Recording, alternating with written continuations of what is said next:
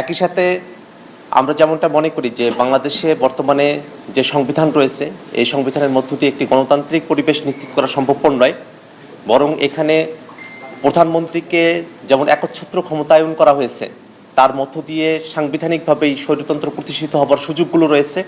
আমরা ক্ষমতার ভারসাম্যের কথা বলছি এবং বাংলাদেশের যে বর্তমান সংবিধান আছে সেই সংবিধানের মৌলিক সংস্কারের কথা আমরা বলছি। সেই প্রেক্ষাপটে কিভাবে নতুন করে একটি সংবিধান পুনর্লেখন করা যায়, রিরাইট করা যায়, গণপরিষদ নির্বাচনের যে বাস্তবতা সেই ব্যাপারগুলো নিয়ে আমরা কথা বলছি। সংবিধানের মধ্যে ইতিমধ্যে আমরা যে বিষয়গুলো নিয়ে কথা বলেছি, নাগরিকদের যে মৌলিক অধিকার সেটা যেন নিরঙ্কুশ হয় এবং আমাদের ক্ষমতার হস্তান্তরের প্রক্রিয়া যেন শান্তিপূর্ণ হয়। একই সাথে আমরা বাংলাদেশের বিদ্যমান যে রাজনৈতিক কাঠামো আছে সেখানে শুধুমাত্র আইন প্রণয়নের ভিত্তিতে নয়, যেন রাজনৈতিক দলগুলোর মধ্যে সহাবস্থান এবং আস্থার ভিত্তিতে আমরা ক্ষমতার হস্তান্তরের যে প্রক্রিয়া আছে সেখানে আমরা ঐক্যমত্যে পৌঁছাতে পারি, সে ব্যাপারে আমরা গুরুত্ব আরোপ করেছি, আমরা কথা বলছি।